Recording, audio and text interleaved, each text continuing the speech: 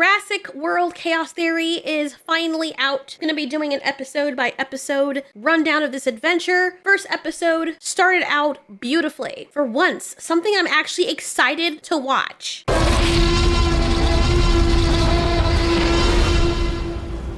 The scene opens up with a pickup truck racing down the road, and already with this scene, we know it's Darius. And the one thing I like about this scene is you're hearing what's coming through the radio, and it's so funny because it's true to form if something like this were to happen in real life.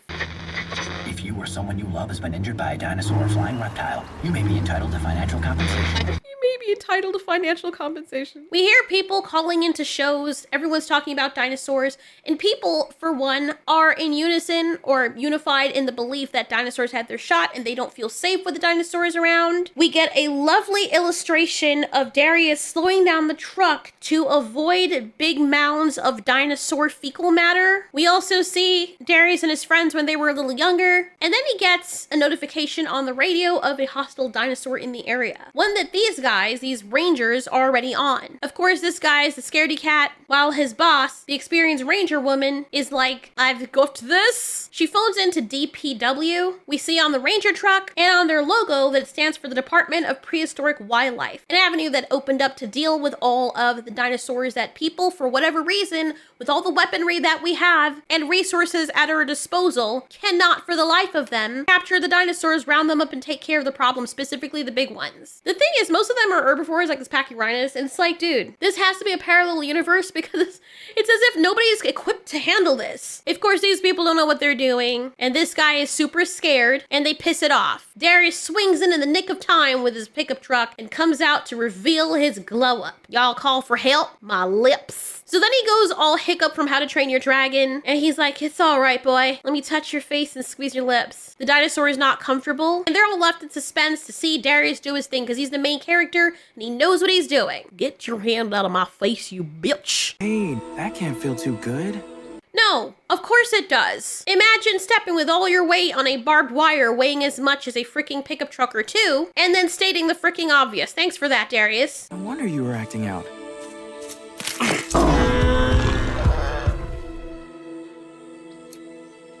Oh! Seriously?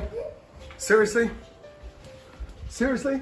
Yeah, let's take the barbed wire out of the animal that accidentally stepped on it and throw it very close by where other animals can go by or other people so that someone else or another creature can step on it. Really? How much of your brain is made of water? Like, you would think the first thing that would come to mind is let me put this in my pocket or discard of it safely so this doesn't happen again. You're probably one of those people responsible for things like this in the first place. Anyway, they calm down the dinosaur. He holds out his hand, and I'm sorry, I know these dinosaurs are supposed to be gentle, but I don't trust an animal that doesn't have superb depth perception. Their eyes are on the side of their heads. You trust them that much with that beak that can easily suffer your arm to make the correct calculation when its face is really huge and you're in its blind spot to not chew your fingers off along with the apple? Yeah, what are the chances of that, bro? It's not a freaking horse. Even with horses, you have to be careful. The horses have soft lips. They have soft lips and they're sort of prehensile. So the horses can use their lips to kiss up your fingers or your hands to feel what it is that they're chewing on. This thing does not have lips. Its beak is very hard. Ugh, I'm wicked hard. The amount of stupidity that some of these characters display is just beyond me. Anybody out there, if you see an animal that has a beak and no lips, do not hold your hand out like this. It might bite your fingers clean off your hands. So the inexperienced guy is like, you're Darius Bowman, the dude that survived. Apparently this woman used to be Darius's boss, and Darius is trying to go after an Allosaurus. Now we already know from the trailer, for those of you who haven't seen, if you don't want a spoiler, go away, but you should know by now, based on what they showed in the trailer, that Brooklyn is dead, or at least they want us to believe she's dead. And the Allosaurus supposedly killed her, and Darius is hunting that Allosaurus for revenge. Then we get a scary portion in this episode, when the Pachyrhinus goes very quiet. Careful, it's still dangerous.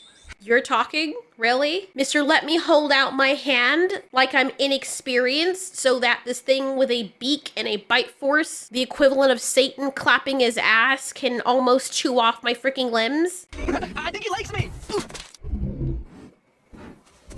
Why are you so quiet now, big guy? Shh. honestly. That part was done supremely well. I already knew there was danger nearby, but what was more spooky was seeing the Packy going completely still because he sensed that there was danger. It is revealed that it's the Allosaurus, the one who killed Brooklyn apparently. And then we have Darius getting flashbacks. Obviously he's suffering from a little, oh my God, that's so beautiful. Wow, look at that, hold on. Oh my God, oh wow, that scene is gorgeous. Beautiful, look at that scary, creepy pasta poster. Wow, haunting. I'm sorry, you are haunting. I want to know what happened that night. Like, these are his flashbacks. Creatures running away. This guy, there's a bunch of blood nearby. Holy shit, they're showing blood baths and everything? Okay, I see. See, this is good job. So, of course, we get a dinosaur fight. Not complaining. The Packy Rhino is able to kind of sort of save Darius, and it sends the Allosaurus running away, and Darius tries to go after it to neutralize it. The car chase begins. The Allosaurus is as stupid as some of the characters in this. I still love it though. He's like, I'm being chased by something. Let me run alongside the road very close to the thing that's chasing me instead of deeper into the forest. I like how it looks back at him like, haha, you can't catch me, bitch. Haha. Darius is about to grab the tranquilizer. Unfortunately, his truck ends up in a pothole and he loses the dinosaur and shoots the tranquilizers in the air, which makes zero sense. Darius just keeps making bad decision after bad decision.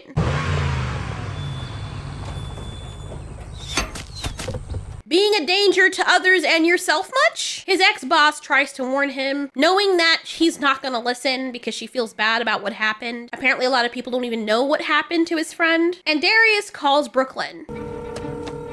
You've reached Brooklyn's phone. Don't leave messages anymore. Just text me. Bye. Hey, B, it's me. I saw it again. The Allosaurus. I almost had it, but I know where it's heading, so I'm gonna go home and gear up. It won't get away this time. I'll get it. All right, call you out. I know a lot of you are probably confused because you're like, isn't Brooklyn dead? You know, this would have been much easier if they didn't give us a spoiler in the freaking trailer. But no matter, because we know that Brooklyn's already passed away, it's very sad him doing this because this is his way of dealing with grief and also putting some action into avenging her. You could see that he's not living his best life right now. I'm surprised that his house doesn't look even more messy. He knows the Allosaurus is heading for Marshall Ridge. He ignores the phone calls that are coming in and all of the answering machine messages. However, his plans are thwarted when the tire he wants to use to replace the other tire is also flat. He gets a call from his brother Brand, who is concerned about him, asking if he's eating. Then he does the grossest thing I have ever seen in a while. He puts the cheesy cheddar stuff in a cup, and I'm thinking to myself, please don't. Please. Please don't do what I think you're about to do, because that is when you know you've hit rock bottom. He then takes a spoon and... oh my God, no. Oh God, no, gross. It's already bad enough that people put that shit in their mouth from the can. But then you put it, oh, so nasty. His brother asks him about Kenji, but from Darius' response, Kenji apparently wants nothing to do with him. Maybe Kenji blames Darius knowing Kenji. But it doesn't matter because Darius also blames himself. Poor Darius is still dealing with grief in his own way, reliving interviews where he saw Brooklyn and Kenji and everybody together. And it's so sad seeing him alone dealing with this. At nighttime, he is startled awake by the phone. When he picks it up, nobody answers.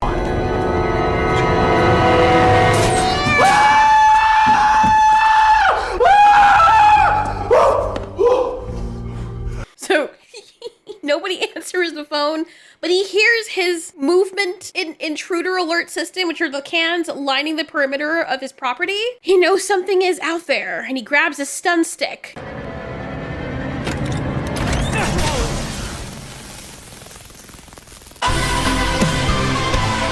So yay, it's Ben, which we also saw in the trailer. Freaking quarter pounder linebacker Ben. Ben, what are you doing here? I'm never gonna get used to this. I know how you feel. So Ben sneaks in and he is turning off all the lights, which Darius keeps turning back on, which is very annoying because I know my friend and I know we know each other well. And if my friend is coming in and starts turning off all my lights, I would be like, okay, there's a reason he's doing this. Let me pick up on things, but that's not Darius's personality. He doesn't seem to do social cues very well. Ben tries to reassure him. I'm heading after it again in the morning. You can come with me. We're gonna need more supplies. Oh, I almost had it. I was so close. I even called Brooklyn to tell her. What? Darius. Brooklyn is dead. No shit, Sherlock! Darius says that he knows this, but the delivery and the presentation of how he admits this is so sad and actually made me tear up a bit. I know. Of course, I know that. It's just that I guess her dad's never deactivated her voicemail, so sometimes I call her to hear her voice, to tell her stuff, to say, I'm sorry. Oh my god. Oh my god. I really tried hard not to cry. Tears didn't fall, but they formed. After Ben tries to assuage him by informing Darius that it wasn't his fault, Darius says that we both know that's not true, Ben. Anyway, Ben seems to think that Brooklyn's death was not an accident. Darius knows that the Allosaurus is just an animal. It's a mindless killer. Ben does not agree. He says there are too many coincidences and then reveals later that he's been listening to this conspiratorial online forum thing, which Darius doesn't judge him for because at least as his friend, he lets Ben know that they're all going through things, but he doesn't believe Ben. But Ben tries to assure him, bro, I know you're laughing at me, but I mean, you're talking to a dead person, so. Migration patterns and looking at leaked crime scene photos. All of a sudden, someone anonymously starts asking me if I was a member of the New Blar 6. I figured it was a goof, but then I started getting DMs. The other thing I can't get over is the fact that Ben is like 4 times Darius' size now, but still sounds like a child. Ben looking Kuda though. When he tries to show Darius the proof, of course the messages aren't there. What?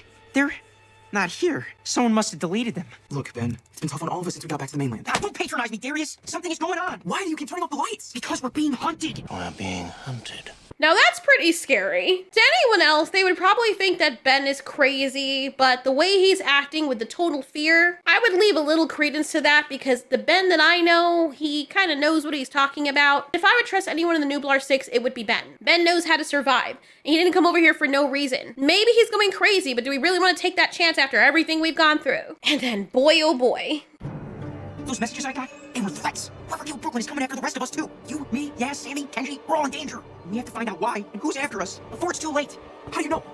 Where's your proof? I don't have any. Oh no. Anyway, last week. Trust me, bro. That's my source. Can't get over how he looks, bro.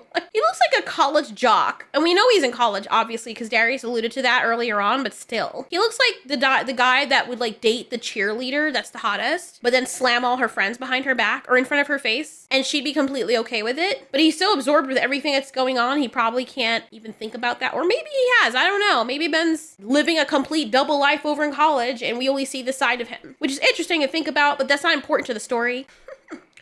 I just have a feeling. Watch him be gay. You want to bet $50? Why am I betting money? I can't give you money. You want to bet a breath of air? So you show up here, prank call me, then go on and on. I didn't prank call you. I didn't call you at all. Bro, okay, that's kind of scary. Not gonna lie. That was kind of scary. And I can imagine they probably can't even process what the hell is going on right now. I think at that moment I'd be backing up to the bathroom or something, because that is after your friend just tells you that these dinosaurs are hunting you and that nothing is just a coincidence, and this dinosaur that came after Brooklyn might have done so because it was ordered to. And then one of these things that is very obviously a raptor shows up at your doorstep right after Ben shows up. Random dinosaur. Why didn't your fence alarm go off? I closed the gate behind. If we stay quiet, my God. they'll just move on. Jesus Christ. It got me both times.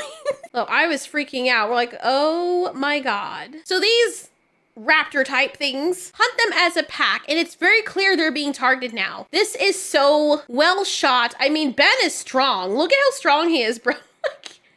I love this. Excuse me, do you have a moment for me to tell you about Jesus? Ben and Darius try to fight off these things, and as I lock them inside, which they're not really locked inside because, I mean, they broke the windows so they can easily just jump back out the windows. To their horror, they're not out of the woods yet because this Indominus Rex looking Atrociraptor thing sees them and is like, hey, what's up? I was waiting for you guys to come out and smell the fresh air. You like my thighs? And then it ends like that. Already, I am hooked. I knew that I would like Chaos Theory, but already I am freaking hooked. This could not be a better, more dark. Oh my God, I love this. I love this so freaking much. I can't wait to watch the rest of it. And those of you who've not gotten on Camp Cretaceous, you definitely need to get on it. Now, I guess a question would be, can you watch this without watching Camp Cretaceous? I really think you should watch Camp Cretaceous before, because there's a lot of lore that goes into the show that's covering all of Camp Cretaceous that they may bring back up here. So I really do think you should watch Camp Cretaceous before watching this, because this is a direct continuation of it. Loving it.